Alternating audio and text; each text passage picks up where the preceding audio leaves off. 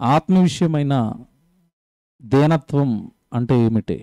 దేవుని పిల్లలారా, పరలోకంలో ఉన్న తండ్రి ఈ భూమి మీదకు యేసుక్రీస్తుల వారిని పంపించిన ప్రధాన కారణం, భూమి మీద ఉన్న మనుషుల్లో దేవుడు చూడాలనుకుంటున్న సుగుణాలు అవన్నీ యేసుక్రీస్తుల వారితో చెప్పించటానికి లోకానికి పంపించాడు. ప్రభువు ఈ భూమి మీదకి వచ్చిన తర్వాత మనమంతా కూడా పరలోకంలో ఉన్న కన్న తండ్రి పిల్లలము. ఆయన ఆత్మగా ఉన్నాడు. సో మనం కూడా ఆత్మలము. శరీరం అనేది ఆత్మ 60-70 ఏళ్ళు ఈ లోకంలో తండ్రి పని చేయడానికి కట్టిన ఒక గుడారం మాత్రమే అన్న బోధలు చేయటం ప్రారంభించాడు. ఆత్మయే జీవింపజేయుచున్నది, శరీరం కేవలం నిష్ప్రయోజనము అన్న బోధ ప్రభుతో ప్రారంభమైంది. ఇలా ప్రారంభించిన ప్రభువు 60-70 ఏళ్ళుండే ఈ జీవితం ఏదైతే ఉందో, శరీర జీవితం, ఇది ఆత్మ పరలోకం చేరడానికి అవరోధంగా మారిపోయింది. ఈ శరీర సంబంధమైన ఆలోచనలు, శరీర సంబంధమైన ప్రవర్తన, శరీర సంబంధమైన పనులు, ఇవన్నీ కూడా ఆత్మీయ జీవితాన్ని దెబ్బతీసి ఆత్మ పరలోకానికి చేరకుండా అవరోధాలుగా మారిపోయాయి. దానికి సంబంధించి ప్రభు తొలి ప్రసంగం ఇది. మీకు తెలియదు కాదు, కొండ మీద ప్రసంగం అని కూడా క్రైస్తవులు చాలామంది ప్రసంగం గురించి మాట్లాడతారు. కొండ మీద ప్రసంగం అని ఎందుకు కొండ మీద ప్రసంగం అని పేరు పెట్టారంటే, అక్కడ కొండ దగ్గర చేశాడు ఈ ప్రసంగం. అయినా అంటే యేసు ప్రభు తొలి ప్రసంగం ఇది. ఈ తొలి ప్రసంగంలో ఆయన పలికిన తొలి మాట ఈరోజు మనం ఆలోచిస్తాం. మీరు 3వ వచనం నుంచి 11వ వచనం వరకు ఒక మనిషి పరలోకం చేరాలి అంటే ఆ మనిషి జీవితంలో ఉండవలసిన గుణాల గురించి చెప్పుకుంటూ వెళతాడు. 3వ వచనం, 4వ వచనం, 5వ వచనం, 6, 7, 8, 9, 10, 11 వరకు కూడా పరలోకం ఒక వ్యక్తి చేరాలి అంటే ఇన్ని సుగుణాలు ఉండాలి అని చెప్పుకుంటూ వెళతాడు. అందులో మనం ఈరోజు మొదటిది ఆలోచిస్తున్నాం. ఏంటి మొదటిది అంటే, ఆత్మ విషయమై దీనులైన వారు ధన్యులు, పరలోక రాజ్యము వారిది మాత్రమే, వారిది పరలోకం. అది పర్టికులర్గా మీరు పట్టుకోవాలన్నమాట. మత్తయి సువార్త 5వ అధ్యాయము 1, 2, 3 వచనాలు చదువుదాం. 3వ వచనంలో తొలి మాట ఈరోజు మనం ఆలోచిస్తాం. ఏమండి? మత్తయి సువార్త 5వ అధ్యాయము 3 వచనాలు చదువుకుందాం. మొదటి నుంచి చదవండి. ఆయన జనసమూహములను చూచి కొండ ఎక్కి కూర్చుండగా ఆయన శిష్యులు ఆయన వద్దకు వచ్చిరి. అప్పుడు ఆయన నోరు తెరచి ఇలాగూ బోధింపసాగెను. ఇదిగో ఆత్మ విషయమై దీనులైన వారు ధన్యులు, ఇదిగో పరలోక రాజ్యం వారిది అన్నాడు. వారిది, ఎవరిది అంటే దీనులైన వారిది పరలోక రాజ్యం అన్నాడు. ఇది 3వ వచనం. మీరు 4వ వచనానికి వెళ్ళిపోయేసరికి అంటాడు, దుఃఖపడే స్వభావం ఎవరికైతే ఉందో వాళ్ళు ఓదార్చబడతారు, వాళ్ళని తండ్రి చేర్చుకుంటాడు అని 4వ వచనంలో చెప్తాడు. దుఃఖపడేవారు ధన్యులు అన్నట్టుగా చెప్తాడు. 5వ వచనానికి వెళ్ళిపోయేసరికి సాత్వికం ఉన్నవాడు ధన్యుడు, వాడు పరలోకం వెళతాడు. 6వ వచనానికి వెళ్ళిపోయేసరికి నీతి కొరకు ఎవరైతే ఆకలి దప్పికలు భరిస్తారో, దేవుడి కొరకు, దేవుడి సేవ కొరకు, దేవుడి పరిచర్య కొరకు ఆకలి దప్పికలతో ఉండి పరిచర్యను చేస్తారో వాళ్ళు పరలోకాన్ని చూస్తారు అని 6వ వచనంలో చెప్తాడు. 7వ వచనానికి వెళ్ళిపోయేసరికి కనికరం అనే గుణం ఎవరైతే కలిగి ఉంటారో వాళ్ళు మాత్రమే పరలోకానికి వెళతారు అంటాడు. 8వ వచనానికి వెళ్ళిపోయేసరికి హృదయ శుద్ధి కలవారు ధన్యులు, వాళ్ళకి మాత్రమే పరలోకం అంటాడు. ఇక మీరు 9లోకి వెళతారా, సమాధానపరిచే గుణం ఎవరికైతే ఉంటుందో వాళ్ళదే పరలోకం అంటాడు. ఇక 10వ వచనానికి వెళ్తారా, నీతి నిమిత్తం హింసింపబడగలిగినంత త్యాగం నీ జీవితంలో ఉందా, నీది పరలోకం అంటాడు. ఇక 11వ వచనానికి వెళ్తారా, మనుషుల మీద దేవుడిలో బ్రతుకుతున్నప్పుడు అబద్ధంగా చెడ్డ మాటలు పలుకుతారు, ఆ చెడ్డ మాటలను నువ్వు సహించగలిగితే, సంతోషించగలిగితే, చెడ్డ మాటల వల్ల పలుకుతున్నప్పుడు నీది పరలోకం. అంటే ఒక వ్యక్తి పరలోకానికి వెళ్ళడానికి అవసరమైన గుణగణాలన్నీ 3, 4, 5, 6, 7, 8, 9, 10, 11 వచనాల్లో చెప్పాడు. సో ఈరోజు మనం మొదటిది ఆలోచిస్తున్నాం 3వ వచనం. ఏంటి 3వ వచనం అంటే, ఆత్మ విషయమై దీనులైన వారు ధన్యులు, వారిదే పరలోకం. అంటే ఎవరైతే దీన స్వభావంతో భూమి మీద బ్రతుకుతారో దేవుడు వాళ్ళను తన రాజ్యానికి చేర్చుకుంటాడట, తన రాజ్యంలోనికి రాణిస్తాడట, తన రాజ్యంలోనికి మనల్ని చేరుస్తాడట. ఇప్పుడు ఈ ఆత్మ విషయమైన దీనత్వం అంటే ఏంటో ఆలోచించాలి. ఇప్పుడు కూడా బైబిల్ చదువుతున్నప్పుడు అర్థమైనట్టుగానే ఉంటుంది, కానీ దాన్ని చెప్పటం కష్టం. మీరు చూడండి, మీరు బైబిల్ చదువుకున్నప్పుడు మత్తయి సువార్తలు ఈ అధ్యాయం మీరు ఎన్నిసార్లు చదువుకుంటారు? చాలాసార్లు చదువుకుంటారు. ఆత్మ విషయమే దీనులైన వారి దానిలో పరలోక రాజ్యం వారిదని మీరు ఘంటాపదంగా చెప్తారు. ఏంటది ఆత్మ విషయమైన దీనత్వం అంటే ఏంటి? ఎప్పుడైనా ఆలోచించామా? ఆలోచించి దేవుడిని అడిగి అక్కడ ఉన్న స్వభావాన్ని మనలో ఏమైనా లోటుగా ఉంటే నింపుకోవడానికి ప్రయత్నించామా? ఇది బైబిల్ చదవటం అయినా వాక్యం వినటమైనా మనలో జరగవలసిన క్రియ. ఆలోచిద్దాం, అసలు ఆత్మ విషయమైన దీనత్వం అంటే ఏంటి? అసలు ఈ దీనుడు లేదా దీనస్థితి, దీనురాలు అన్న ఈ పదాలు ఎక్కడ ప్రయోగిస్తారు అన్నది మనకు అర్థం అవ్వాలి. ఆ పదం యొక్క భావం, ఆ పదం యొక్క అర్థం మనకు అర్థమైతే అప్పుడు ఆత్మ విషయమైన దీనత్వం అంటే ఏంటో అర్థమవుతుంది. ఈ దీనులు అని ఎవరిని పిలుస్తారు చెప్పండి? మీరు బాగా ఆలోచించండి. ఎవరిని పిలుస్తారు? దీనులని ఎవరిని పిలుస్తారు చెప్పండి? తినడానికి తిండి, ఏమంటే కట్టుకోవడానికి బట్టలు ఏమీ లేని వాళ్ళని ఏమని పిలుస్తారు? దీనులండి, బెదవారండి, మరీ దీనస్థితిలో ఉన్నారండి అని మాట్లాడతారు. తినడానికి తిండి, కట్టుకోవడానికి బట్టలు లేదా ఏమీ వసతులు లేని వాళ్ళను దీనులు అని పిలుస్తున్నాం. లేనివారు, ఏమీ లేనివారు అని మనం వాళ్ళని లోకం దీనులుగా గుర్తిస్తుంది, వాళ్ళకి సహాయాలు చేస్తూ ఉంటుంది. Very good. అంటే ఆ పదం లోకం దేనికి వాడుతుంది అంటే దీనుడు అనగానే ఏమీ లేనివాడు అని లోకం గుర్తించింది. Very good. ఇప్పుడు దేవుడు ఇక్కడ యేసుక్రీస్తుల వారు కోరుకుంటున్నది ఏంటంటే మీరు ఆత్మ విషయమై, ఆ పదం చూడండి అక్కడ ఎలాగుందో, 3వ వచనం, ఆత్మ విషయమై దీనులైన వారు. ఆత్మ విషయమై దీనస్థితిలోనికి వెళుతున్నవారు. ఆత్మ విషయమై, అది పట్టుకోవాలి, ఆత్మ విషయమై అన్నాడు అక్కడ. ఆత్మ విషయమై దీనస్థితిలోనికి వెళ్ళిన వాడు ధన్యుడు. అంటే ఆత్మ కోసం, ఆత్మ రక్షణ కోసం, ఆత్మను పరలోకం చేర్చుకోవటం కోసం లోకంలో ఏమైనా పోగొట్టుకుంటున్నారా? లోకంలో మిమ్మల్ని మీరు ఏమైనా తగ్గించుకుంటున్నారా? ఆత్మ కోసం, ఆత్మ కోసం శరీర సంబంధమైన జీవితంలో ఏదైనా పోగొట్టుకునే స్థితిలోనికి కానీ ఏమండి, లేకపోతే మనిషికి స్వతహాగా లోకంలో ఉంటున్నాడు కనుక లోక సంబంధమైన కొన్ని అంటుకుంటాయి. ఏమండి, ఇగోలని, పేరులని, నా స్థితి పెద్దది అని, నా క్యాడర్ గొప్పది అని, ఇలాగ ఏవేవో మనిషికి అహం ఉంటుంది, గర్వం ఉంటుంది, ఇగోలు ఉంటాయి. వాటన్నిటినీ నువ్వు ఆత్మ గురించి ఏమైనా విడిచిపెట్టగలుగుతున్నావా? ఇవన్నీ నాకు వద్దండి బాబు, ఇవన్నీ నాకెందుకు, నన్ను నేను తగ్గించుకుంటాను, నేను దీనుడిగా బ్రతుకుతాను, నాకు ఆత్మ పరలోకం చేరటం కావాలి అని ఆత్మ విషయమై నీలోనికి వస్తున్న దీనత్వం ఏంటి? అది అక్కడ ప్రభు ప్రశ్న. అది అలా బ్రతకగలిగిన నాడు, ఆత్మ విషయమై దీనత్వంలోనికి వెళ్ళిపోగలిగిన నాడు పరలోక రాజ్యాన్ని ఆ వ్యక్తి చూస్తాడు. ఇది బైబిల్, ఇది యేసు ప్రభు ఏమండి భూమి మీద ఉన్న మనకి చెబుతున్న స్వచ్ఛమైన బోధ. మీకు కొన్ని జ్ఞాపకం చేస్తాను, ఎందుకంటే లోకాన్ని జ్ఞాపకం చేస్తేనే తప్ప అక్కడ ప్రభు ఏం చెప్తున్నాడో మనకు అర్థమవుతుంది. నువ్వు ఆత్మ విషయమై, ఆత్మ గురించి దీనుడుగా మారతావా అని అడుగుతున్నాడు దేవుడు.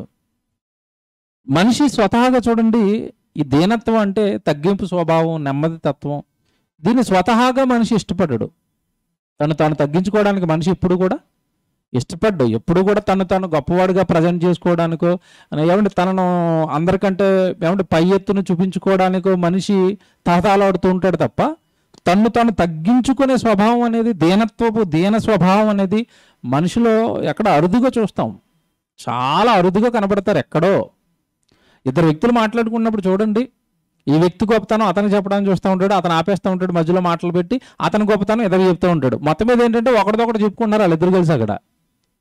అంటే ఇద్దరిలోనూ ఉన్న స్వభావం ఏంటంటే నేను గొప్పవాడిని, లేదంటే నేను గొప్పవాడిని, పోలేనండి అని తగ్గించుకునే స్వభావం ఎవరికి ఉంటుంది? దీనత్వం ఎవరికి ఉంటుంది? ఎప్పుడు కూడా ఈరోజు మీకు ఇద్దరిని తీసుకుని వస్తాను బైబిల్లో, లేదు ముగ్గురు, టైం ఉంటే ముగ్గురు, లేదంటే ఇద్దరు. ఈ దీన స్వభావాన్ని వాళ్ళ జీవితాలలో కొట్టొచ్చినట్టుగా చూపించారండి.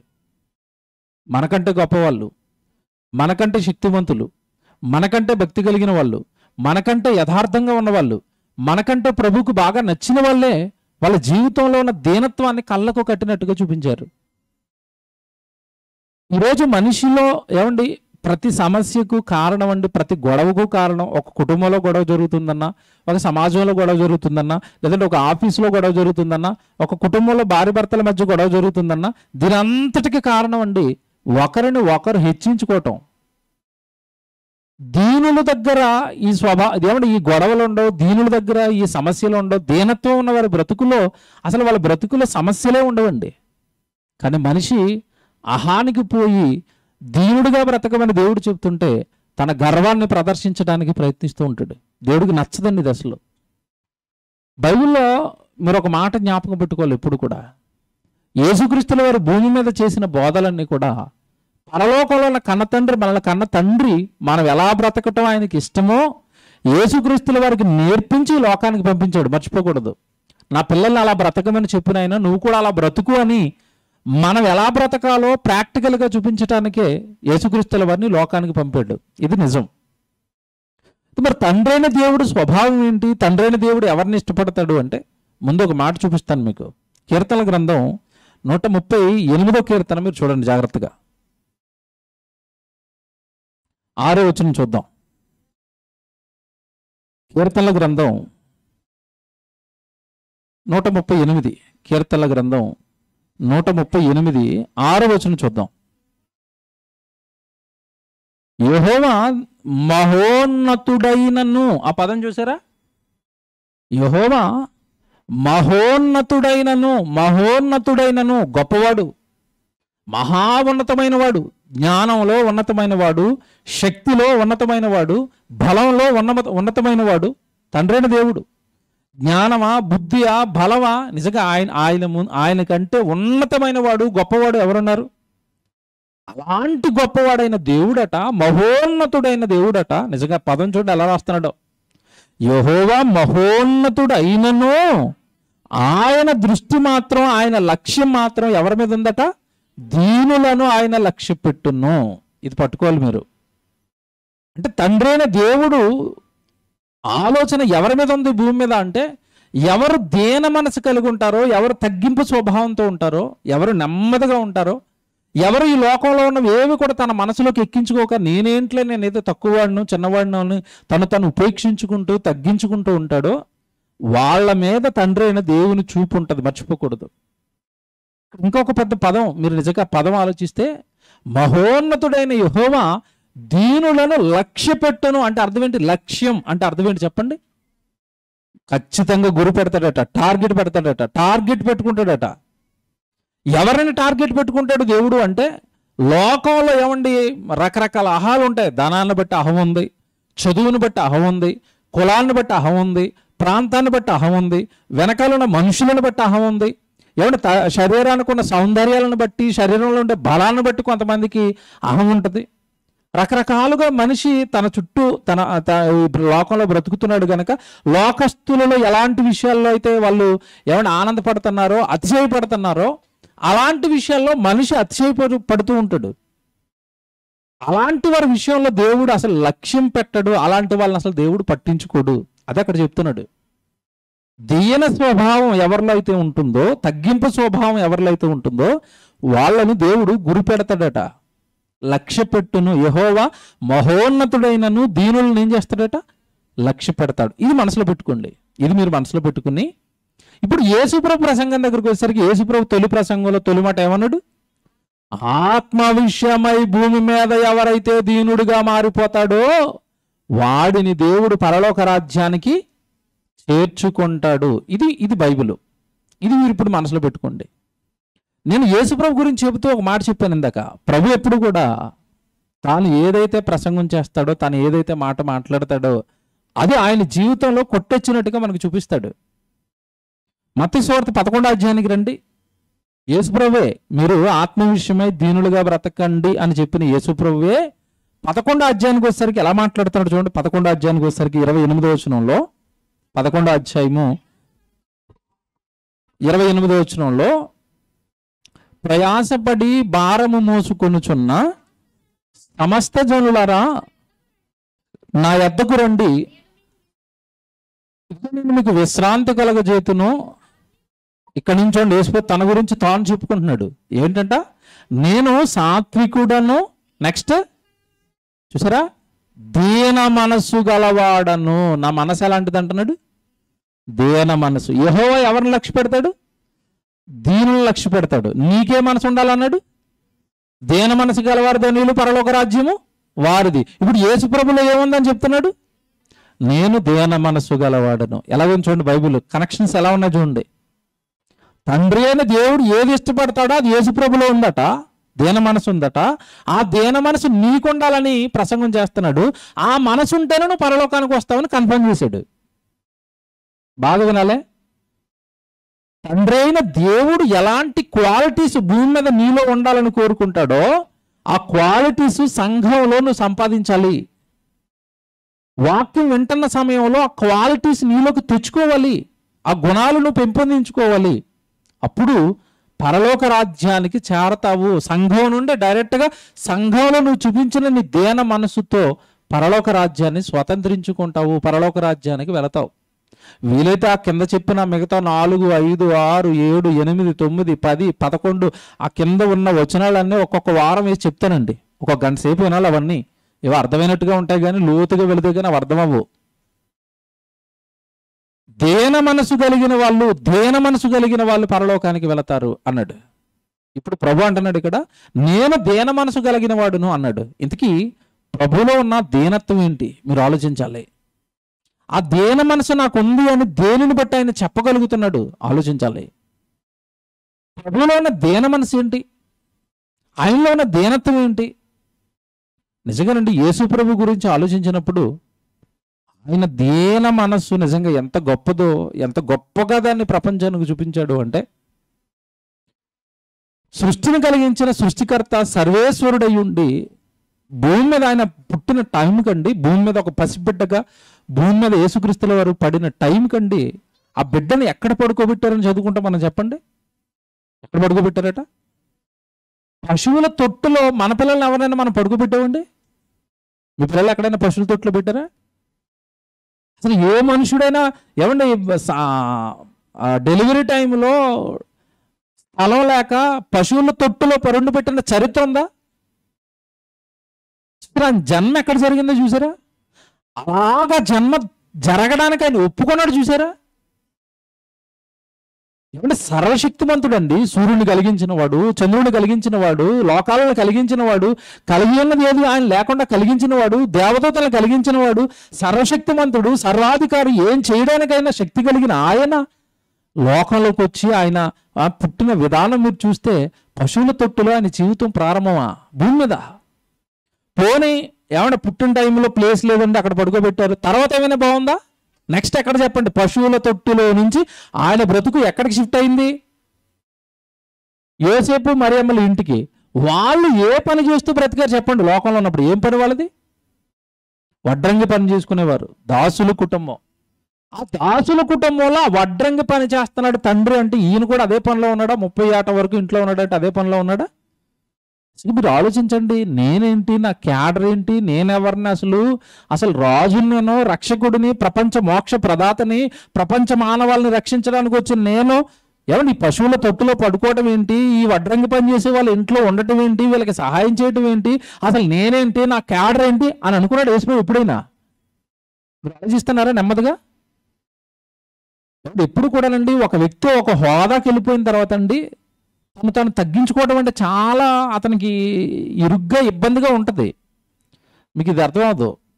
మీలో ఎవరినైనా ఏమండి ఈరోజు చంద్రశేఖర్ గారు, కేసీఆర్ గారు కానీ, జగన్మోహన్ రెడ్డి గారు కానీ మిమ్మల్ని ఎవరినైనా ఒకరిని పిలిచి అదే సినిమాలో ఒకరోజు ముఖ్యమంత్రిని చేశారు కదండి, అలా మిమ్మల్ని ఎవరినైనా ఒకరిని ముఖ్యమంత్రిని చేస్తే ఒక 5 రోజులు ముఖ్యమంత్రిని చేశారు మిమ్మల్ని.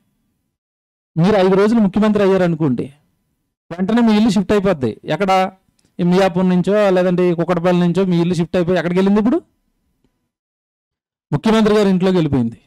రోజు డొక్కు బండి వేసుకుని తిరిగే మీరు ముఖ్యమంత్రి అయిన 5 రోజులు ఏ కారులో తిరుగుతారు చెప్పండి? BMW కాన్వాయ్ ఉంటుంది, చుట్టూ 10 మంది 15 మంది సెక్యూరిటీ ఉంటారు, ఎదర ఒక 6 కార్లు ఉంటాయి, వెనకాల ఒక 4 కార్లు ఉంటాయి. ఇలా మీ లైఫ్ స్టైల్ అనేది ముఖ్యమంత్రిగా ప్రారంభమైంది. మొదటి రోజు మనం ఏంటంటే చెప్పండి, ఒకరోజు టిఫిన్కి డబ్బులు ఉంటాయి, డబ్బులు ఉండవు, ఒకరోజు టిఫిన్ చేయడం టైం కూడా ఉండదు మనకి. ఏదో తిని అన్నం తినేసో పరుగులు పెడతా ఉంటాం. అక్కడ నీ టిఫిన్, సార్ టిఫిన్ రెడీ అంటాడు. ఎందాగలడతాడు అక్కడ సుమారు 100 రకాల టిఫిన్లు, ఏమంటే 100 రకాల వెరైటీలు భోజనానికి. ఏమన్నా నీకు ఇష్టమైనవన్నీ, నీ బట్టలు, నీ లైఫ్ స్టైల్ ఒక్కసారి అక్కడికి మారిపోయింది. ఇంకా అసలు రాజభోగం కింద ఉంది జీవితం. 5వ రోజు అయిపోయింది, సార్ మీ టైం అయిపోయింది దిగిపోండి అన్నారు. ఇప్పుడు అలా ఏమి ఎక్కాలి చెప్పండి? తిరిగి వచ్చి పెద్ద కాన్వాయ్లోంచి దిగి వచ్చి మళ్ళీ డొక్కు బండి ఎక్కాలంటే ఎలాగుంటుంది? మనసు ఎలాగుంటుంది చెప్పండి? ఏటరైనా వరకు BMW తిరిగాం, ఏసీ కార్లో తిరిగాం, ఎదరు 3 కార్లు, వెనకాల 3 కార్లు, పక్కనేమో గన్మ్యాన్లో చిటికేస్తే మనుషులు, పరుగులు, అధికారులు. ఈరోజు ఎవడన్నాడు? ఇప్పుడు ఈ స్థితి మీకు ఎలాగుంటుంది? ఇబ్బందిగా ఉంటుందా? ఏమండి పర్లేదండి బాగుంది అన్నట్టుగా ఉంటుందా? ఇబ్బందికరంగా ఉంటుంది కదండి, అడ్జస్ట్ అవ్వలేం కదండి. నాకు యేసుప్రభు జీవితం చాలా షాకింగ్ అనిపించింది.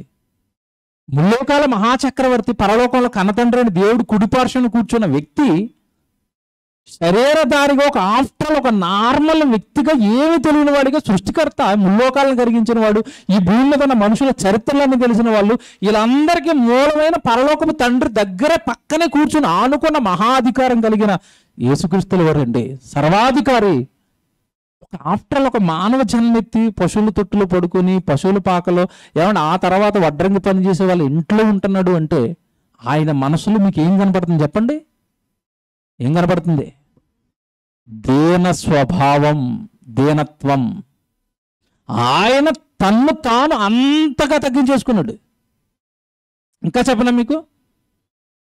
ఆయన ఏమండి ఈ లోకంలో బ్రతికిన తర్వాత మీరు చూడండి, అంత గొప్ప వ్యక్తి ఈ లోకంలో బ్రతికిన తర్వాత ఆయనకి ఎక్కువగా ఫ్రెండ్స్ కానీ, ఆయన ఎక్కువగా తిరిగింది కానీ ఎవరితో? మీరు బాగా చెప్పండి, ఎవరితో తిరిగాడు చెప్పండి బాగా?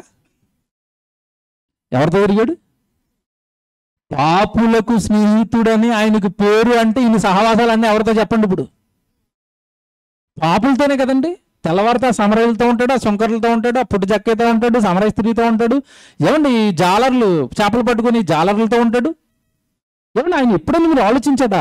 పరిశుద్ధుడు, పవిత్రుడైన ఆయన, నేను పరిశుద్ధుడిని, ఎలాంటి పాపులని వాళ్ళని దూరం పెట్టడం కానీ, వాళ్ళని చిన్న చూపు చూడటం కానీ ఆయన జీవితంలో మనకు కనపడుతుందా? కనపడదండి. పొడిజక్క ఇంట్లోకి వెళ్ళి భోజనం చేస్తాడా? శంకర్లు ఇంట్లోకి వెళ్ళి కూర్చుని భోజనం చేస్తాడా? ఈరోజు ఏ ముఖ్యమంత్రి అయినా మీ ఇంటికి భోజనానికి పిలవండి, వస్తాడేమో? వస్తాడా? ముఖ్యమంత్రి వరకు వద్దు, మీ ఎమ్మెల్యే గారిని పిలవండి, మా పాప బర్త్డే కొంచెం భోజనం చేసి వెళ్ళిపోండి అని పిలవండి, వస్తాడా? రాడండి. అంటే ఈరోజు మనుషుల్లో హోదా నా లెవెల్ అంటాడు, కానీ యేసుప్రభులో ఏమీ కనపడలేదే. హోదా కనపడదేంటి? లెవెల్ కనపడదేంటి? ఏమంటారు దాన్ని? ఆ పరలోకంలో అనుభవించిన ఆ రాజభోగాలకు సంబంధించిన ఆనవాళ్ళు కనపడవేంటి? ఒక కామన్ మ్యాన్గా కలిసిపోయాడేంటి? చేపలు పడుతున్న వాళ్ళతో కూడా వాళ్ళతో పాటు కూర్చుంటాడేంటి? వాళ్ళతో పాటు వాళ్ళ వెళ్తాడేంటి? వాళ్ళతో పాటు తింటాడేంటి? వాళ్ళతో పాటు పడుకుంటాడు ఏంటండి? యేసుప్రభు ఏమర్థమయ్యాడు?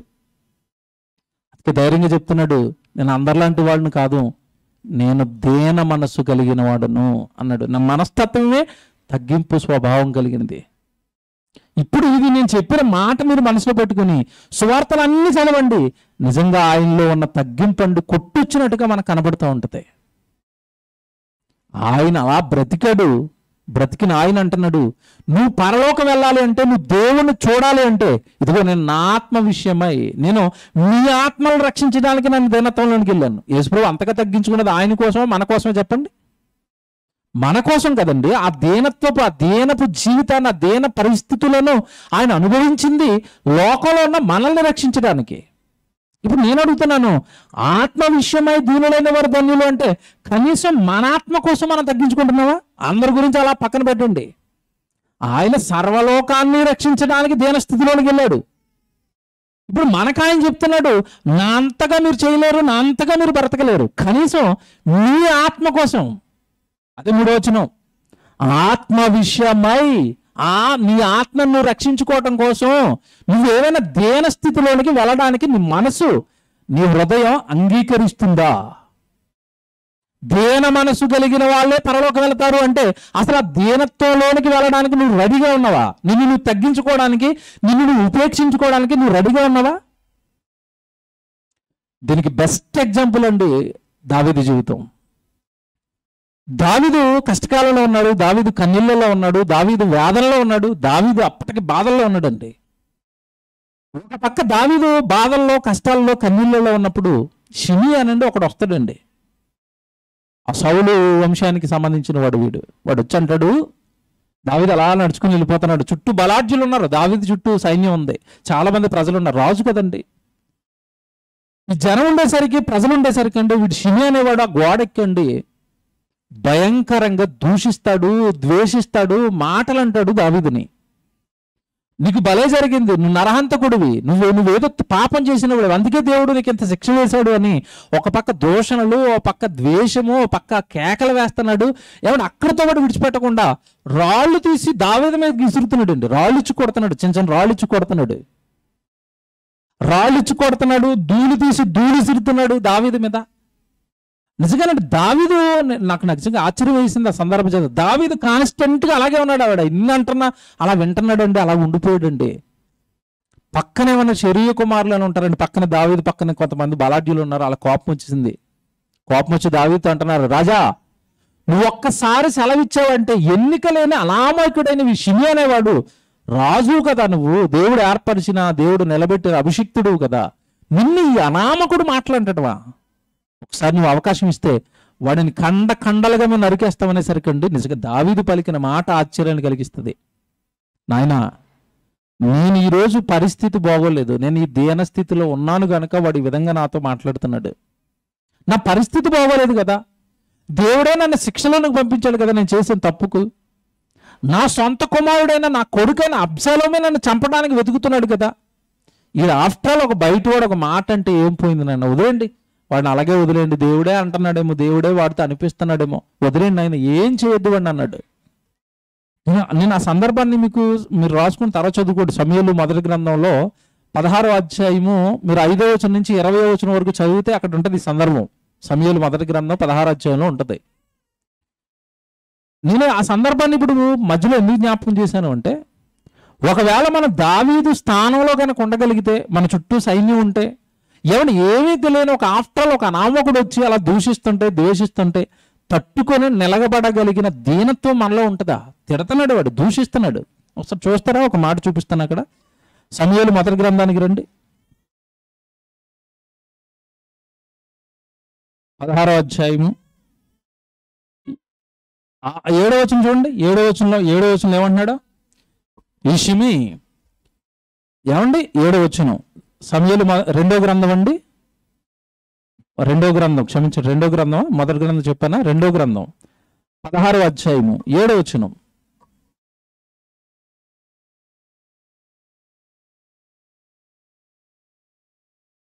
ఈ షిమి నరహంతకుడా, ఏమని పిలుస్తున్నాడండి దావీదుని? నరహంతకుడా. ఏమండి ఇది మీరు చదవుకోవడానికి మామూలుగా ఉంటుందేమో, మిమ్మల్ని ఎవరినైనా పిలిస్తే అలాగా పెయిన్ మీకు అర్థమవుతుంది. మీ దగ్గరికి వచ్చి ఎవడైనా రేపు మన పక్కన చంపేసింది నువ్వేనా అన్నాడు అనుకోండి, మీ మనసుకి ఎలాగుంటుంది? ఉలిక్కిపడమండి, నువ్వేనా నరహంతకుడు అంటే? ఎక్కడో మీ రోడ్డు పక్కనే ఒక శవం దొరికిందంట కదా, దాన్ని నువ్వే చంపేసావంటే మనకి ఎలాగుంటుంది? నరహంతకుడా. దావీదుని చూడండి ఏమని పిలుస్తున్నాడు వాడు, నరహంతకుడా. నెక్స్ట్ దుర్మార్గుడా. చూడండి అక్కడ చూడండి ఎలా ఉన్నాయి ఆ పదాలు, చూడండి ఎలా రాశాడు దేవుడు. చీ పో అంటున్నాడట, చీ అంటున్నాడట. ఎవరిని చీ అంటున్నాడు? ఎవరండి ఎదుర్కొన్న వ్యక్తి ఎవరండి? ఒక దైవజనుడు, సేవకుడు, రాజు. చీ అంటున్నాడు చూడండి. చీపో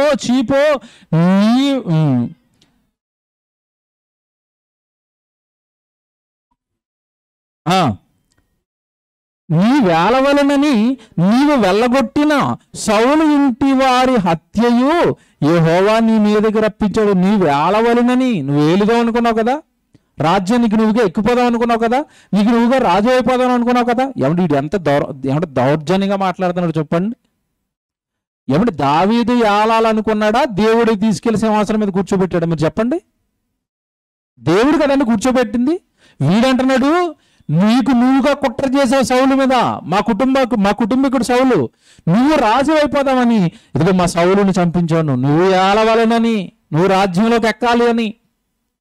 దేవుడు చేసిన దానిని దావీదు మీదకి గెంటి ఎంత దారుణంగా మాట్లాడుతుండో చూడండి. నీ వేలవలనని నీవు వెళ్ళగొట్టిన సౌలు ఇంటి వారి హత్యయు యెహోవా నీ మీదకి రప్పించి, యెహోవా నీ కుమారుడైన అబ్షాలోము చేతికి రాజ్యం అప్పగించి ఉన్నాడు, నీవు నరహంతకుడు గనుకనే నీవు మోసములో చిక్కుబడి ఉన్నావని చెప్పి రాజును శపింపగా ఏం చేస్తున్నాడట? శాపాలు పెడుతున్నాడట. నిజంగా దావీదు దీనత్వం ప్రదర్శించాడండి ఇక్కడ. వాడు అన్ని శాపాలు పెడుతున్నాడు. వాడు చెయ్యని తప్పుకు ఎవడు ఇతనేమి నరహత్య చేయించలేదు, ఇతనేమి సౌలుని చంపించలేదు. సౌలుని చాలాసార్లు చంపే ఆ ఛాన్స్ వచ్చినా కూడా చంపకుండా విడిచిపెట్టాడు. మంచుడండి దావీదు. మంచి దావీదును కావలసి కోరుండి వాడు తిట్లు పెడుతున్నా ఎక్కడ తొలగడండి దావీదు. దీనత్వాన్ని ప్రదర్శించాడు. తనలో ఉన్న దీన మనసును కనబరిచాడు. దీనుడిగా ఉండిపోయాడండి. ఇలాంటి క్యారెక్టర్ అండి బైబిల్లో చాలా మందిలో మనకు కనబడుతుంది. ఇప్పుడు కూడా మనం అర్థం చేసుకోవాల్సింది ఏంటంటే, మనం చేయని తప్పుకో, మనం చేయని నేరానికో చాలామంది మాట్లాడుతూ ఉంటారు. ఏమండి, చాలామంది దూషిస్తూ ఉంటారు, ద్వేషిస్తూ ఉంటారు. అలాంటప్పుడు నీ గుండె, నేను చేయలేదు కదా తప్పు, నేను తప్పు చేయలేదని నా తండ్రికి దేవుడికి తెలుసు కదా అని ఎవరేమంటే నాకెందుకని మీరు అలా ఉండిపోండి. ఎవరి మీదకి తిరగబడకండి, ఎవరి మీదకి గొడవలకి వెళ్ళకండి, ఎవరితోనూ విభేదాలు పెట్టుకోకండి, ఎవరితోనూ ఏమండి అలాంటి గొడవలకి మీరు దిక్కండి. ఈ చేయని తప్పుగా వాడు మాట్లాడుతున్నా సైలెంట్గా ఉండిపోయాడు అంటే ఏ మనసుకి వెళ్ళాడు చెప్పండి? దావీదు ఏ మనసుతో ఉన్నాడు? దీనత్వం, దీనుడిగా కనబడుతున్నాడు. యేసుప్రభు చెప్పిన మాట మీరు ఒకసారి జ్ఞాపకం చేసుకోనండి. ఏంటి? దీనత్వం, దీన మనసు గలవారు ధన్యులు, పరలోక రాజ్యము వారిది. ఒక పక్క ప్రభువులో కనపడుతుంది, మరో పక్క ఎవరిలో కనపడుతుంది? దావీదులోనూ కనపడుతుంది. ఇంకొకరిని జ్ఞాపకం చేస్తానండి. నిజంగా ఈయన్ని చూస్తే మీరు ఆయన జీవితం మన జీవితాన్ని కరెక్ట్గా కొట్టొచ్చినట్టుగా సరిపోతూ ఉంటుందండి. ఆయన ఎవరో కాదు, యేసుప్రభు వెనకాల ఉన్న పేతురు గారు అండి. ఆ పేతురు గారు పత్రిక రాశాడు. పేతురు గారు రాసిన మొదటి పత్రిక రాసి 5వ అధ్యాయానికి ఒకసారి రండి. ఆయన ఏం పలుకుతున్నాడు ఒకసారి రండి. 5వ అధ్యాయానికి 5-6 వచనాలు చూడండి.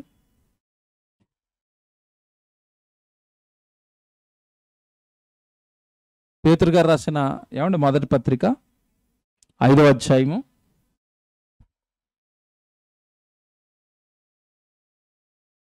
5వ వచనం 6వ వచనం.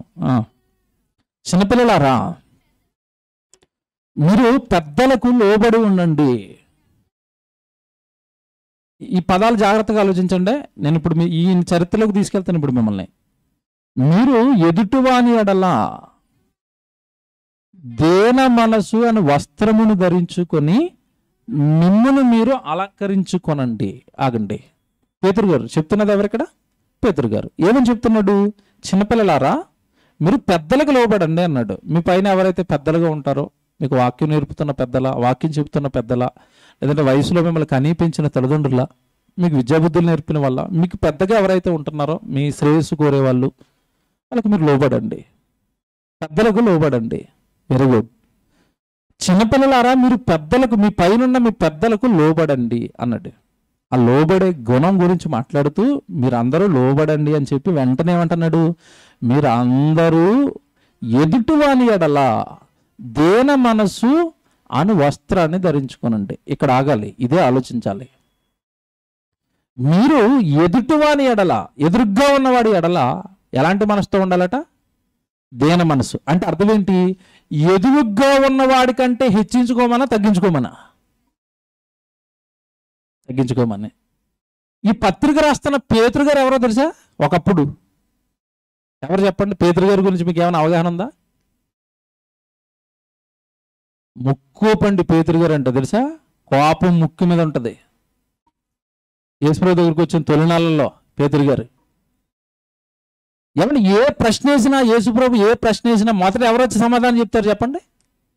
పేతురు గారే. సీమోను పేతురు, నేనున్నాను ప్రభా అంటాడు. ప్రతిదానికి ఈయనే. ప్రతిదానికి ముందు ఉండటమే, ప్రతిదానికి ఉడుదుడికి శోభ, ప్రతిదానికి ముందే ఉంటాడు.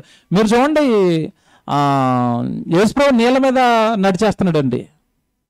యేసుప్రభు నీళ్ళ మీద నడుస్తున్న సందర్భంలో అందరూ వాళ్ళనే ఉన్నారు, కానీ ఎవరు ముందుకు అడిగేశారు చెప్పండి? వాళ్ళని ఎవరేశారు? ప్రభా నేను కూడా నడిచేస్తానని ఎవరు దిగారు? పేతురు గారు దిగుతారు. ప్రతిదానికి ముందు ఉంటాడు, ఉడుదుడుగ్గా ఉంటాడు. ఉడుదుడికి స్వభావం ఎలాగైతే ఉందో పేతురు గారికి భయంకరమైన కోపం కూడా ఉంది. మీరు ఎలా చెప్తారంటారా? యేసుప్రభుని పట్టుకోవడానికి సైన్యం వచ్చింది గెత్సేమనే తోటలో. ఆ తోటలో చుట్టూ చాలా మంది ఉన్నారండి. ఆ తోటలో యేసుప్రభుని పట్టుకోవడానికి వచ్చిన సైనికుడి యొక్క చెవి ఎవరు నరికారు చెప్పండి? పేతురు గారు నరికేశారా? చెవి నరికేశాడు కత్తితో అంటే మీరు ఇప్పుడు చెప్పాలి పేతురు గారు ఎలాంటాడు పేతురు గారు?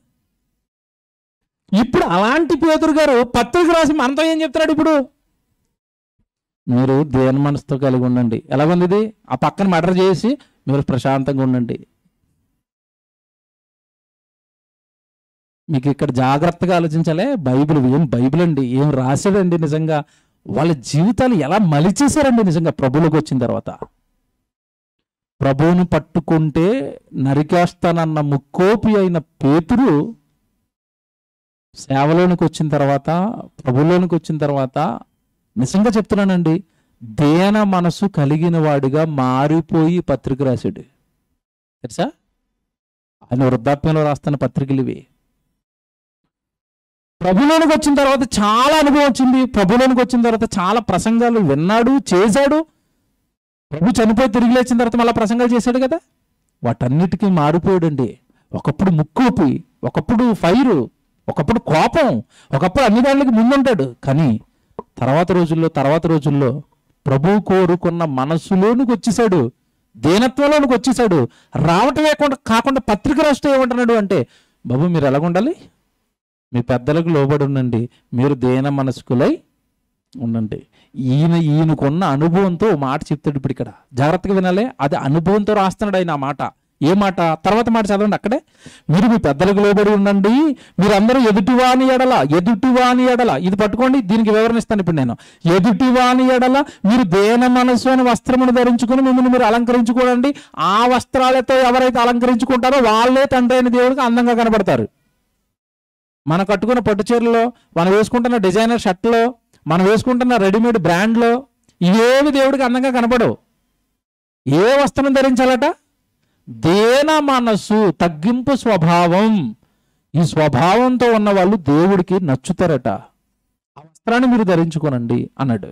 అన్న తర్వాత అంటున్నాడు, ఆ తర్వాత మాట చూడండి అక్కడ, దేవుడు అహంకారులను ఎదిరించి దీనులకు కృపను అనుగ్రహించును. ఏం చేస్తాడట? దేవుడు అహంకారులను ఎదిరించి, దేవుడు ఎదిరిస్తే భూమి మీద మనిషికి దిక్కే ఉంటా చెప్పండిగా. అహంకారులను ఎదిరిస్తాడట, దీనులకు కృప చూపిస్తాడట. ఇంకో మాట చెప్తాడు చూడండి అక్కడ, ఇంకో మాట, దేవుడు తగిన సమయమందు మిమ్మును హెచ్చించున్నట్లుగా ఆయన బలిష్టమైన చేతి క్రింద దేన మనస్కులై ఉండండి. ఇది మీరు చాలాసార్లు చదివారు, ఈరోజు బాగా అర్థమవుతుంది. ఆయన మిమ్మల్ని హెచ్చించినట్లుగా దేన మనస్కులై ఆయన చేతుల క్రింద మీరు ఉండండి. ఆయన హెచ్చించేంత వరకు మిమ్మల్ని మీరు తగ్గించుకోండి. ఆయన మిమ్మల్ని గొప్ప చేసేంత వరకు దేవుడికి మీరు దీనుడిగా కనపడండి. కానీ మనిషి ఏం చేస్తాడు తెలుసండి? దీనికి క్వైట్ ఆపోజిట్ అండి. మనిషి ఏం చేస్తాడు అంటే, నిన్ను దేవుడు హెచ్చిస్తాడు నాయన, నువ్వు తగ్గించుకొని బ్రతికంటే మనిషి తానుగా స్వతహాగా హెచ్చించుకోవడానికి ప్రయత్నిస్తాడు. తాను ఒక గొప్పవాడినని, తాను ఒక నీతిమంతుడని, తాను అసలు బైబిల్లో ఇలాంటి సందర్భం కూడా మీకు ఒకటి కనపడుతుంది. సొంకరి పరిశుడు సందర్భం నేను చాలాసార్లు చెప్పాను. వీరిద్దరు దేవాలయం ముందు ప్రార్థన చేస్తున్నారట. ప్రార్థన చేస్తూ సొంకరి ఎలా ప్రార్థన చేస్తున్నాడు అంటే, అసలు దేవాలయం వైపు కన్నులెత్తి చూడడానికైనా ధైర్యం లేక నేను పాపిని ప్రభువాన్ని తగ్గించుకుని కరుణించి ప్రభువా, రక్షించి ప్రభువాన్ని ఈయనంటుంటే, ఆ పరిశుడు ఏమంటున్నాడు అక్కడ? నేను ఉపవాసాలు చేస్తున్నాను, నేను నీకు దశమ భాగాలు ఇస్తున్నాను, నా అంత భక్తిపరుడు ఎవడలేడు. ఇది ఎదురుగా ఉన్నాడు కదా ఈ సొంకరు. వీడిలా నేను లేను, వీడు పాపిస్తోడు, నేనెవరిని? నీతిమంతుడిని. ఇప్పుడు ఎదుటి వాణిని ఎదురుగ్గా పెట్టుకుని తాను అక్కడ పరిచయం ఏం చేశాడు?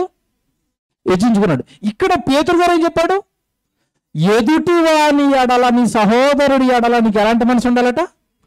దేన మనసు. అంటే వాడికంటే నిన్ను నువ్వు తగ్గించుకోమని, హెచ్చించుకోమని? తగ్గించుకోమని. ఇప్పుడు ఇలా తగ్గించుకున్నవాడిని దేవుడు ఏం చేస్తాడట? హెచ్చిస్తాడు. దీనికి బెస్ట్ ఎగ్జాంపుల్ అండి పేతురు జీవితం, పేతురు గారి జీవితం. ఎలాగండి చెప్తారంటారా? ఒకప్పుడు ఇంత గర్వంతో, ఇంత కోపంతో ఊగిపోయిన పేతురు గారు తర్వాత అపోస్తలుడైన పౌలు గారు వచ్చారు సేవలోకి. తెలుసు కదా మీకు? సేవలోకి వచ్చాడు. పౌలు గారు సేవ చేస్తున్నారు, పేతురు గారు కూడా సేవ చేస్తున్నారు. ఒక రోజు ఏం జరిగిందంటే, వీళ్ళిద్దరి మధ్యలో చిన్నపాటి వాగ్వాదం జరిగిందండి. పేతురు గారికి పౌలు గారికి చిన్నపాటి ఘర్షణ జరిగింది. అక్కడ అందరి ముందు, ప్రజలందరి ముందు పౌలు గారు పేతురు గారిని దోషిగా చేసి నిలబెట్టేశాడు. నువ్వు వాక్య ప్రకారం నువ్వు తప్పు చేస్తున్నావని నిలబెట్టేశాడు.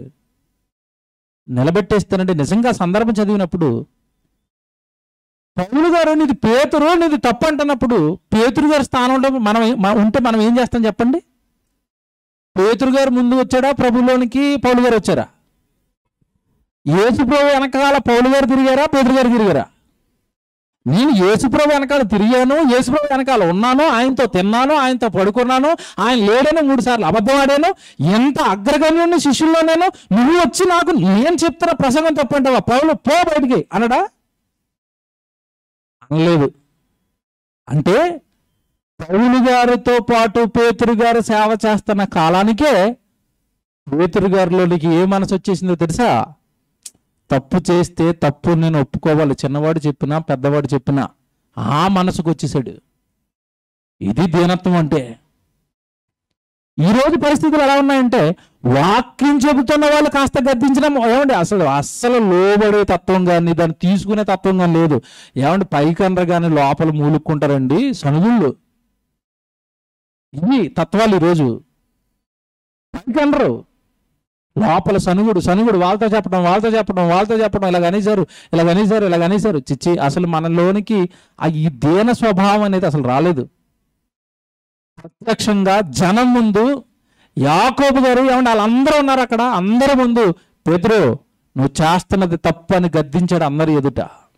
గలతీ పత్రిక మీరు చూడండి, ఆయన చెప్తున్నాడు పత్రికల్లో, గలతీ పత్రికలు చెప్తున్నాడు పౌలు గారే. గలతీ పత్రిక 2వ అధ్యాయం 11వ వచనం చూడండి.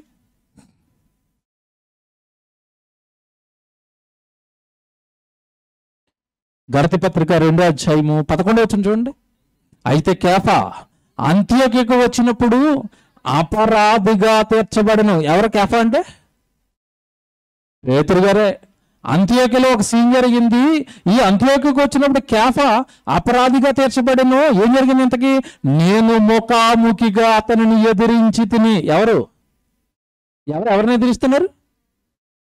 పౌలు గారు పేతురు గారిని ఎదిరిస్తున్నారు. పేతురు గారి ప్రారంభ తత్వం ఏంటి చెప్పండి? ముక్కోపి, నువ్వే నాకు చెప్పేది అనడా? అండండి. అంటే ప్రభులోనికి వచ్చిన తర్వాత దీనత్వంలోనికి వెళ్ళిపోయాడా? దీన మనసును ధరించుకున్నాడా? దీనుడిగా మారిపోయాడా? ఎవడు మనకంటే ఒకప్పుడు కోపంగా, ఎవడు చెవులు నరికిన వాడుగా, కత్తులు పెట్టుకుని తిరిగిన వాడుగా అలా ఉన్న వ్యక్తి ప్రభులోనికి వచ్చిన తర్వాత ఇలా మారిపోయాడు ఏంటండి? ఎదురుగా ఉన్న తనకంటే ఒక చిన్నవాడు నువ్వు తప్పు చేసావన్నా సరే తీసుకునే తత్వంలోకి వచ్చాడేంటి? ఇది దీనత్వం అంటే. అందుకే చెప్పాను నేను, బైబిల్ మనం చదువుతాం కానీ అందులో ఉన్న ఆంతర్యం అర్థం కావడానికి బైబిల్ అంతా మనకు రావాలి అని ఎందుకు చెప్తామంటే, అక్కడ మనం చదువుకున్నాం చాలా సంవత్సరాలు ఆత్మ విషయమే దీనిలైన వారు ధన్యులు అంటే, అసలు దీనత్వం అంటే ఏంటి? ఇది ఆత్మను రక్షించుకోవడానికి, జాగ్రత్తగా వినండి, ఆత్మను రక్షించుకోవడానికి, ఆత్మ పరలోకం చేరడానికి మనం ఏదైనా తప్పు చేస్తున్నప్పుడు ఇది నీకు తప్పు అన్నప్పుడు తీసుకొని నీ ఆత్మను రక్షించుకోవడానికి నీకు తగ్గించుకునే తత్వం నీలోకి రావాలి. సాక్షాత్తు ఏమంటే శిష్యుల్లో అగ్రగణ్యుడైన పేతురు గారిలోనే ఇది మనకు కనపడుతుంది. నీ పరిస్థితి నా పరిస్థితి ఏంటి? ఈరోజు ఎంత తగ్గింపు స్వభావం ఉందా? ఎవరైనా వాక్యం చెప్తే దానికి లోబడే స్వభావం ఉందా? దానికి తగ్గట్టుగా మనసును మార్చుకునే స్వభావం ఉంటుందా?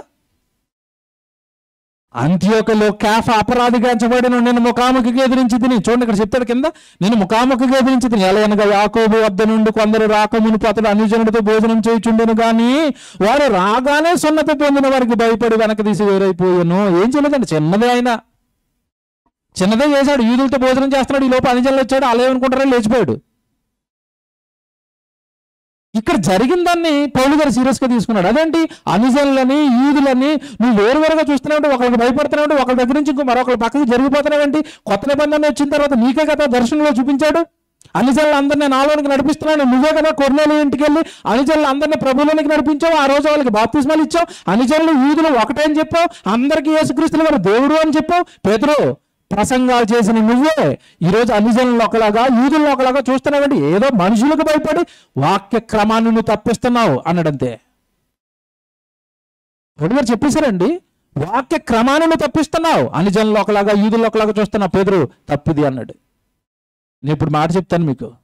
ఇంత గొప్ప అగ్రగణ్యుడి శిష్యులు ఈయన ఒక చిన్న పొరపాటు చేస్తే పౌలు గారు వచ్చి గద్దిస్తే, హెచ్చరిస్తే, ప్రజలందరి ముందు నువ్వు చేస్తున్నది తప్పంటే ఎవరు మీకో మాట్లాడుతాను. ఇప్పుడు మనల్ని పర్సనల్గా ఎవరైనా తిడితేనే వాడి మీద ఇంత ఉంటుంది లోపల పీకిల దాకా. ఇలా ప్రజలందరూ ఒక 100 మంది ఉన్న చోట మధ్యలో మిమ్మల్ని నిలబెట్టి చడామడా అవడానికి తిట్టాడు అనుకోండి, జీవితంలో వాడిని మీరు క్షమిస్తారా?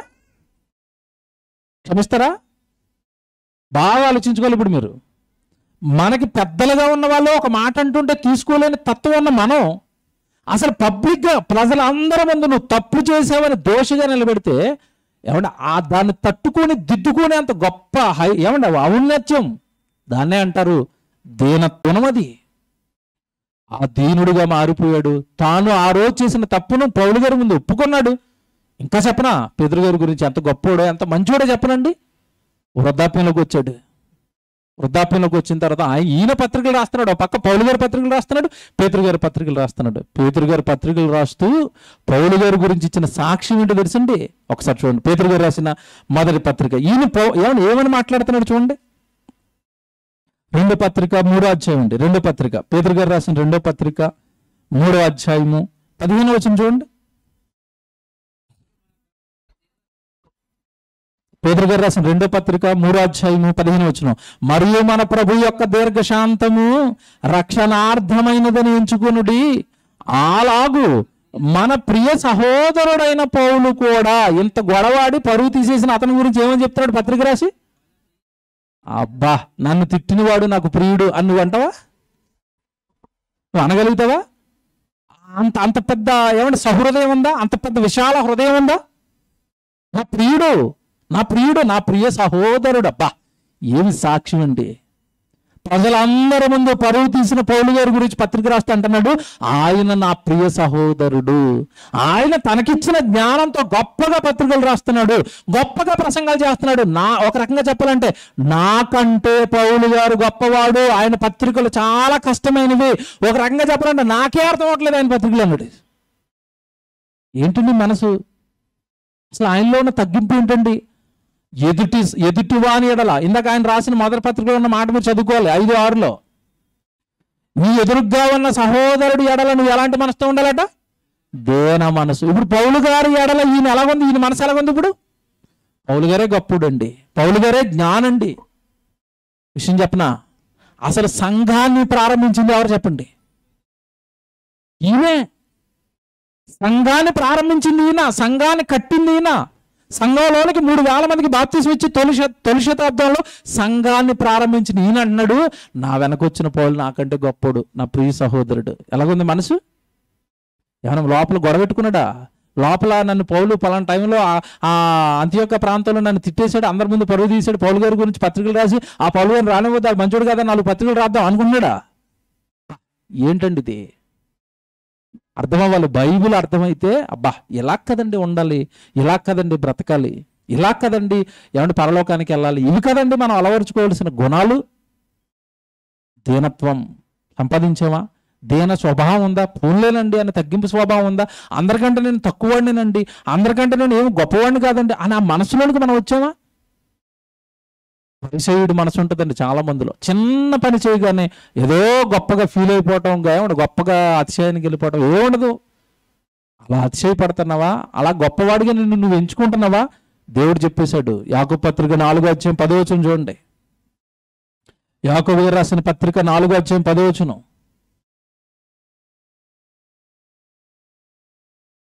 యాకోబు గారు రాసిన పత్రిక 4వ అధ్యాయం 10వ వచనం చదవండి. ప్రభు దృష్టికి మిమ్మల్ని మీరు తగ్గించుకోనండి. చూసారా? అప్పుడు ఆయన మిమ్మల్ని హెచ్చిస్తాడు. మిమ్మల్ని మీరు తగ్గించుకుంటే ఆయన హెచ్చిస్తాడు. మీకు మీరుగా హెచ్చించుకోవడానికి సిద్ధపడిపోయారు అనుకోండి, ఆయన తొక్కి పాతాళంలో వేస్తాడు, కనబడకుండా చేస్తాడు. ఇది బైబిల్ చట్టం, దీన్ని ఎవరో కాదనిలేం. ఒకవేళ నీలో అంత గొప్ప గుణాలు ఉన్నాయో, నీలో దేవుడికి పనికొచ్చేవి, దేవుడికి ఉపయోగపడేవి, దేవుడి కార్యక్రమాలకి నువ్వు బాగా ఉపయోగపడతావు అనుకుంటే ఎంత చెప్పాడు కదా, ఆయన బలిష్టమైన చేతుల క్రింద దీన మనస్కులై ఉండండి, తగిన సమయమందు ఆయన మిమ్మల్ని ఏం చేస్తాడు? హెచ్చిస్తాడు. అంటే నువ్వు తగిన సమయంలో హెచ్చింపబడాలి. ఆ టైం వరకు వెయిట్ చేయి. ఇప్పుడు వెళ్ళినా నువ్వు పడిపోతావు, మళ్ళీ నీకు ఒక టైం వస్తుంది, ఆ టైంలో నీకు హెచ్చింపు దేవుడు తెస్తాడు. అప్పటి వరకు ఎదురు చూడు, అప్పటి వరకు కష్టపడు, అప్పటి వరకు నువ్వు వెనకాల నువ్వు గ్రౌండ్ వర్క్ చేసుకో. నేను దేవుడికి ఏదో ఒకటి చేస్తానండి గ్రౌండ్ వర్క్ చెయ్యి. అబ్బాయి వీడు భలే ఉన్నాడు అని తగిన సమయం అందు ఆయన మిమ్మల్ని ఏం చేస్తాడు? హెచ్చిస్తాడు. ఇది బైబిల్ అండి, ప్యూర్ బైబిల్. కనుక దేవుని పిల్లలారా, దీన మనసు ఎవరైతే కలిగి ఉంటారో వాళ్ళు పరలోక రాజ్యానికి ఏమవుతారట? అర్హులు. అదొక దావీదులో కనపడుతుంది, అది మన ప్రభువుని యేసుక్రీస్తుల వారిలో కనపడుతుంది. ఏమంటే ఒక్కప్పుడు ముక్కోపిగా, ఏమండి ఉడుదుడుకు స్వభావం కలిగిన వాడిగా ఉన్న పేతురు గారిలో కూడా ఇదిగోనండి నేను ఇలా మారిపోయిన దీన మనసు కలిగిన వాడిగా మీరు మారిపోండి అంటున్నాడు. త్వరగా మాట చదివి ముగిస్తాను. పేతురు గారు రాసిన ఏమండి మొదటి పత్రిక 2వ అధ్యాయము, ఏమండి 2వ అధ్యాయానికి రండి, 23వ వచనం చూడండి. పేతురు గారు రాసిన మొదటి పత్రిక ఏమంటే 2వ అధ్యాయము 23వ వచనం చదువుతున్నారు. ఆయన దూషింపబడి బదులు దూషింపలేదు, ఆయన శ్రమ పెట్టబడి బెదిరింపక న్యాయముగా తీర్పు తీర్చు దేవునికి తన్ను తాను అప్పగించుకొనెను. ఎవరు? యేసు గురించండి. ఆయనకి అన్యాయం జరిగింది ఆ రోజు. శిలువ యాగం అన్యాయం, ఆ దెబ్బలు అన్యాయం, ముళ్ళ కిరీటం అన్యాయం. ఏమంటే ఆ రోజు శిలువ శ్రమ అన్యాయం. ఆయన దాన్ని ఏం చేశాడు తెలిసి ఆయన సహించాడు, భరించాడు. ఎందుకు అంతగా తగ్గించుకున్నాడు? వాళ్ళు ఎన్ని అంటున్నా ఏమంటే ఎందుకు అవన్నీ భరించాడు అంటే మన ఆత్మలను రక్షించడం కోసం, మనల్ని పరలోకం చేర్చడం కోసం ప్రభు తగ్గించుకున్న విధానాన్ని అక్కడ చెప్తున్నాడు 23వ వచనంలో. మన చూద్దాం 23. ఎంత బాగుందండి అది 23. ఆయన దూషింపబడి బదులు దూషించలేదు. ఎన్ని తిట్టారండి యేసుప్రభుని? ఏమండి పిడిగుద్దులు గుద్దారు, ఉమ్ములు వేశారు. ఆ పిడిగుద్దులు గుద్దుతూ ఏమండి మొహం మీద కొడుతూ ఎవరు కొట్టాలి నిన్ను చెప్పు అని అపహాస్యం చేశారు. దూషణలు కదండి ఇవన్నీ, భయంకరమైన అవమానాలు కదండి ఇవన్నీ. దూషింపబడి ఎంత బాగా చూడండి, ఆయన దూషింపబడి బదులు దూషింపలేదు, ఆయన శ్రమ పట్టబడి బెదిరింపక న్యాయముగా తీర్పు తీర్చు దేవునికి తను తాను అప్పగించుకొనెను. మనము 24 చూడండి, మనము పాపముల విషయమై చనిపోయి నీతి విషయమై జీవించినట్లు ఆయన తానే తన శరీరమందు మన పాపములను మ్రాను మీద మోసుకొనెను. ఆయన పొందిన గాయముల చేత మీరు స్వస్థత నొందితిరి. మీరు గొర్రెల వలె దారి తప్పిపోతురు గాని ఇప్పుడు మీ ఆత్మల కాపరియు అధ్యక్షుడునైనా ఆయన యొద్దకు మీరు మళ్ళారు. మీ ఆత్మల కాపరి, మీ ఆత్మలకు అధ్యక్షుడు అంటే ఆయన దీనత్వంలో ఉన్నది మన ఆత్మరక్షణ. నేను అడిగేది ఒకటే చివరిగా, మన ఆత్మను రక్షించడానికి ఆయన దీనుడైపోయి ఆయన తగ్గించుకొని అన్ని దెబ్బలు తిని అన్ని అవమానాలు తిని మన ఆత్మను రక్షించడానికి ఇప్పుడు రక్షణ ఏర్పాటు చేసి ఆ రక్షణ మార్గంతో వచ్చిన జీవవాక్యాన్ని మీ చేతుల్లో పెట్టి మీరు కూడా దీన మనస్కులైపోవాలి, మీరు కూడా తగ్గించుకోవాలి అంటున్నాడు. ఇప్పుడు మన పరిస్థితి ఏంటి? ప్రసంగాలు విని ఏమంటే ప్రసంగం బాగుందని విని విడిచిపెట్టారనుకోండి, ఎలాంటి ప్రయోజనం మనకు ఉండదండి. దీన స్వభావం మనలో సంపాదించటానికి ఎంతవరకు మనం ప్రయత్నిస్తున్నాం?